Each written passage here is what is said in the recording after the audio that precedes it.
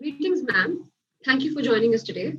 Our first question to you is that, considering the stigma of menstrual hygiene is persistent everywhere, can you elaborate based on your experience how grave this problem is and how the issues are different in urban and rural settings? Thank you so much for the question. And I just want to start with the fact that it's 2022 and we're still discussing something like menstrual health and menstruation, which is a normal body process.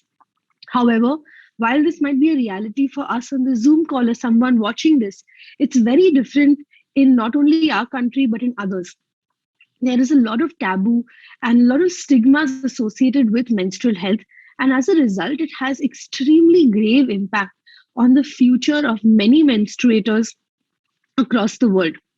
When we look at these taboos and myths, it really ranges. We think in urban areas we might find more progressive people, we might find menstrual health not to be as high on the list as problems which affect young people.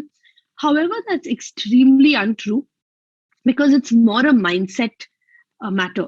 It really depends on our thoughts, on our upbringing, and at Red is the New Green, the organization I founded, and also a lot of work done in the menstrual health space. A big thing we need to do currently is address the fact that these myths and taboos exist, and we need to start talking more openly about it. That was truly insightful. Moving on, at TEDxStXaviers's this year, we focus on embracing crossroads by bringing into light all those experiences that prove to be a turning point in one's life. Well, can you talk about that particular experience that culminated the idea of your initiative and motivated you to be involved towards menstrual hygiene and awareness? I think this topic and the theme of this year's TEDx talk at St. Xavier's speaks a lot to the life I've led and the opportunities I've had. Because I never in 1,000 years planned to do something like this and to really be talking about periods for the greater part of my day. I got my period really unexpectedly while I was at my workplace. And like so many of us who either had a similar experience or know someone who had a similar experience, I didn't have access to a sanitary pad. And while using my privilege and using the access I had, I was able to get a pad and move on with the rest of my day. For the first time in my life, I really came to the crossroads where I realized that, okay, this is not a reality for so many people who live not even 100 meters away from me. These people happen to be born on the wrong side of the poverty line, and people like us had all these privileges, and yet we shared the same bodily function. Yes, we all bled the same red. That was such an important moment when I realized, okay, this is not fair that people miss opportunities. And that's what pushed me to do something.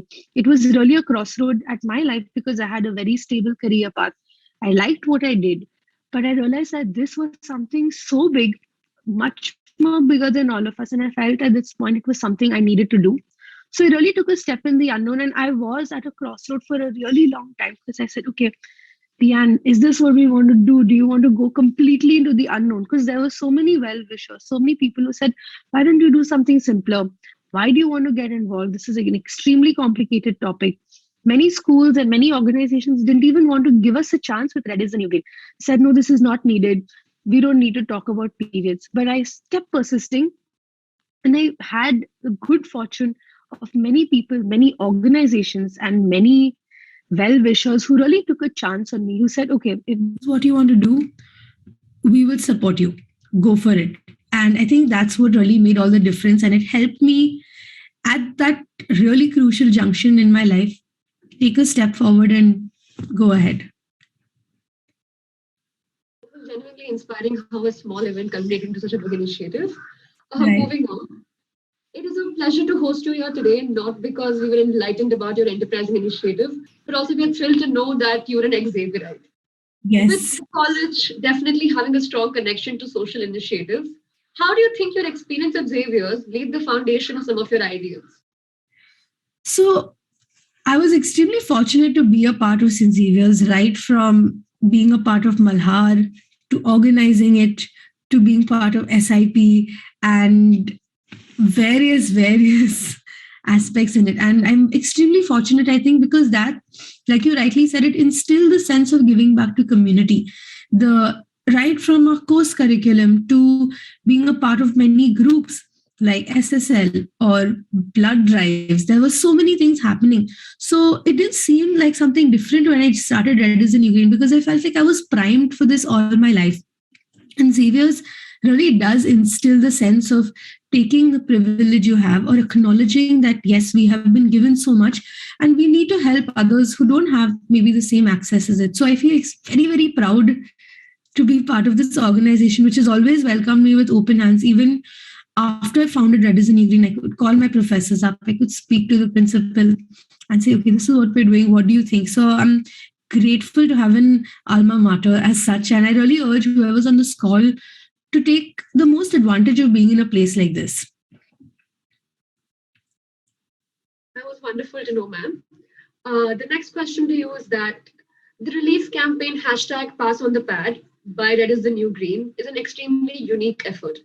Can you elaborate on the central idea of it and, in fact, the difficulties that arose while executing this campaign, and also the extent to which it was successful in making a difference, especially during the testing times of the pandemic? Ananya, I'm very grateful for the question, because on 25th March 2020, sanitary napkins were not listed as an essential product for manufacturing when India went into lockdown. That's a huge, huge oversight, which really impacted from a supply chain point of view so many menstruators in India. It was also the first time many people in urban areas realized that, wow, sanitary napkins are difficult to find and they're not easily available. When this happened, we realized that there were still so many girls, and I'm from Mumbai with 22 million people in our city. There were over 3 million girls or menstruators getting their period for the first time in the lockdown with absolutely no access to products, no access to pads. And that was really unsettling to us. My organization, Red is the New Green, we never distributed sanitary napkins because we used to do a lot of training, a lot of awareness sessions, installing vending machines. And for the last 4 years, we built a really large network of schools, non-profits, or grassroots organizations working. So when this happened, when the pandemic and the lockdown happened, we started getting calls from our partners saying, hi, this is a huge problem. We have girls coming to us, we have mothers coming to us saying we don't have pads. Can you help in some way? And we said, okay, there's nothing we can do at this point, because I remember that time in April, I think 1st or 2nd April, we had just 2 sacks of pads. That's it. And we had to do something. So I, along with some volunteers, we went door to door in a small slum in Vadala to actually see what was the situation, talk to people. We went with our PPE kits, with our masks, and we started understanding that yes, this was so grave, because not only are these high contamination areas, it's high risk, but when you don't have access to sanitary pads, it causes so much more challenges from not only a mental perspective but also a health perspective. And that's when we started the Pass on the Pad campaign, where we realized that people like you and me can't do much, but we need to support people on the front line who are actually doing it. And that's where the name Pass on the Pad came, where with a small contribution of as little as 200 rupees, I remember that point, it was just 200 rupees, you could really help a menstruator have access to period products and tide them over. And that's how we started. We created a really fun campaign, because I really believe that it doesn't have to be all serious. We had our period party, which is a flagship event we normally do on World Menstrual Hygiene Day, where we celebrate how far we've come. 5 years ago, this was not even a reality. We couldn't do Zoom calls like this, or we couldn't openly talk about a topic like menstrual health. But here we are celebrating it out and proud. And via the Pass on the Pad campaign, we had a lot of support from many organizations, many people, well wishers, and sometimes very simple people who just wanted to show their support and help our partners who were on the front lines working with people get access to the pads. And with this, we were able to procure sanitary napkins made by a self-help group run under the Maharashtra State Rural Livelihood Mission. So to ensure that the self-help group women were getting a livelihood, earning something while they were also in a pandemic, trying to support them. So we try to keep it local, and we try to have very clear solutions to help many people have an easier period in an extremely testing time like this. think it's the efforts of your team that has led so far. This is wonderful Absolutely. to know. So moving on, I would like to ask you that considering popular media and entertainment sector have a huge impact on the masses today, how do you think that this particular sector should focus more on the issue of menstrual hygiene, just to destigmatize the problem and influence a wave of normalcy around it, something which you actively advocate?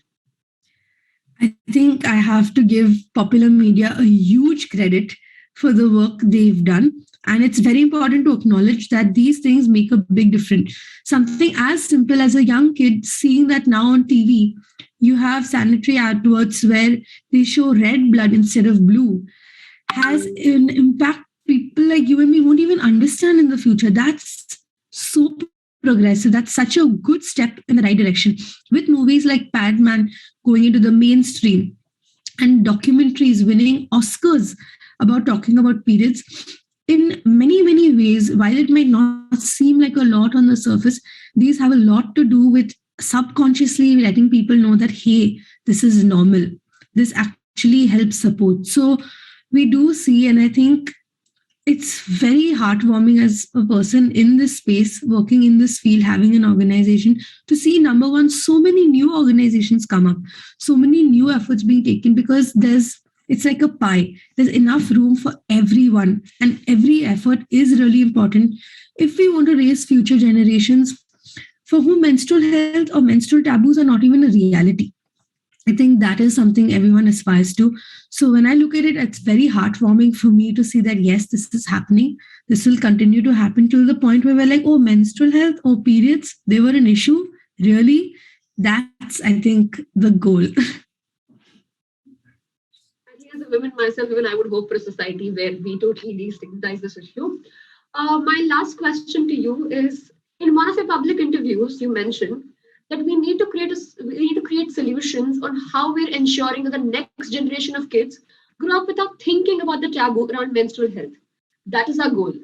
Well, what according to you could be some sustainable measures, and how do you think today's educated youth and governments can contribute to this initiative? Thank you again. And what I meant, I think, with the quote really is the fact that there should be no need for organizations like mine to exist in the next for the next generation, because there would be no need for taboos like that with menstrual health. We have a list of problems currently where in a pandemic, so many things with wars and human rights crisis happening. My main goal is to get menstrual health off that list. It doesn't need to be there, because we need to start talking more openly about it. And when you said in terms of solutions with governments, with people, my main advice or my main takeaway is that we need to start listening. We need to start listening, not hearing. And by that, it means that these solutions actually already exist. No one is coming up with the next big idea. I never had a really big idea and it revolutionized the menstrual health space. No, it actually comes from people you work with. We need to start giving underrepresented voices the mic. We need to start listening to them and saying, okay, maybe this solution works really well in a rural area, might not be the best fit in a public area. Let's go with that. Even with products, there are so many options. There is a menstrual cup, tampons, biodegradable pads, reusable pads, period panties, disposable pads. And it's really important to acknowledge that there's no one solution better than the other. We need to figure out what works best for oneself. We also need to acknowledge that, yes, there is an environmental impact. And from a government level or from a community level, we need to make more sustainable options or create infrastructure to make sure that waste management also takes place. And we're educated as a community. So I think definitely there's a lot of future. I hope the next batches, whenever TEDx continues to the future, we don't do so much work on menstrual health, because by then it would be a thing of the past. Definitely, I think it's the dialogue that matters, the dialogue from the right voice that matters, that take the way forward. Thank you so much. It was wonderful hearing your initiative and hearing about Thank your you. journey. Thank you, Ananya. Thank you for having me, and thank you to the entire team for organizing this. Definitely a pleasure, ma'am. Thank you so much. Thanks.